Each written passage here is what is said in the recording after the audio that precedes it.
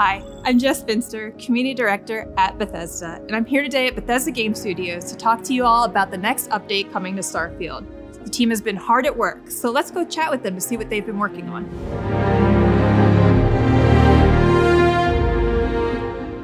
So with Update 4 on the horizon, what are some of the new features that players have to look forward to?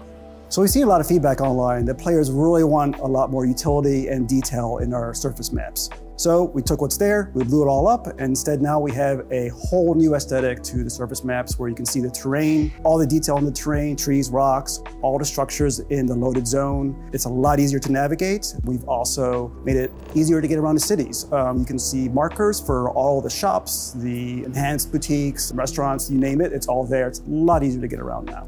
With Update 4, we're also adding a bunch of gameplay options. So for that, players can really tune their experience how they prefer. We're adjusting things like capacity of vendor credits, the actual carry weight. Additionally, affects to difficulty.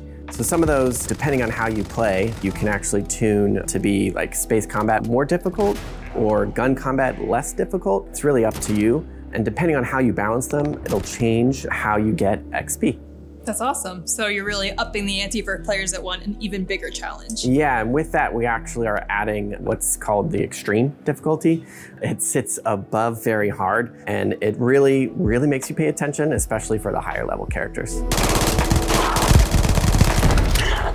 How about ship customization? I know players are really capitalizing on all of the ship content in the game, and we've seen some really crazy stuff out there that I'm sure you guys have seen as well. But are you adding anything more to the ship customization? Yeah, so people love to customize their ships. Like some of the builds out there are just mind-blowing. Some beautiful, beautiful stuff. So now we're turning our attention to the inside of the ships. So we're adding a decorate mode where you can go and fully furnish and customize the interior layout of the ships, place the furniture, decorations. Basically everything you can do in outpost mode, we can now do in the ship and it's saved, and you can do that to your entire fleet.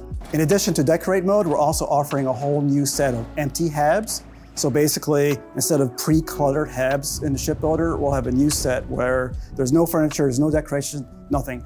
It's a total blank slate, so our players can just kind of fill it up with their own stuff. That's amazing. They'll really get to emulate whatever their personality showcase is outside on the inside then. Yeah, exactly. New Game Plus. Is there anything being added to this update that helps the players after they've completed the campaign to return to the game?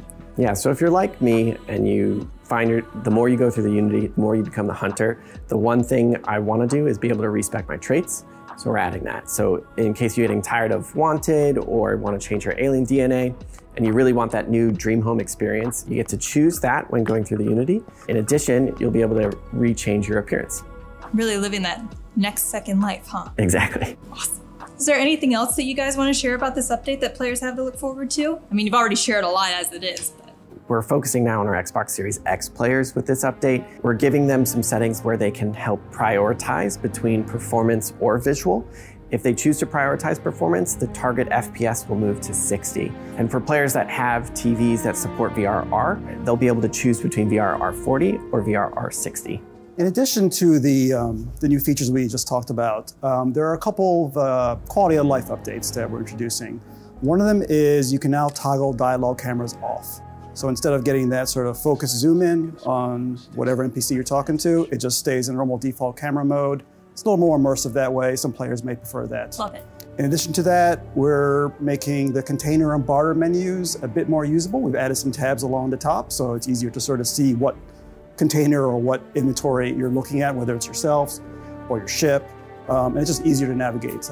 Basically, inventory and item management, it's a small thing, but it actually, I think, makes it a lot nicer. So Tim, we just talked to Joe and Isfan a little bit about Update 4 and what's coming, but is there anything else that you want to talk about that's down the horizon? So the team is working on our first land vehicle, so you can drive around on planets. Obviously, we're working on more quests and the massive Shattered Space expansion. That's all very exciting. What about creations? Anything you can share there? I think we mentioned it earlier this year, but we've sent out our beta toolkit to verified creators, so hopefully more information on that soon. That's awesome. Thank you so much for your time, Tim. Hey, no problem, Jess. That's all we have time for today. Thank you so much for joining us and for your continued feedback. Just a reminder, the update is available on Steam Beta today and will be available on all platforms later this month. So we'll see you in the stars.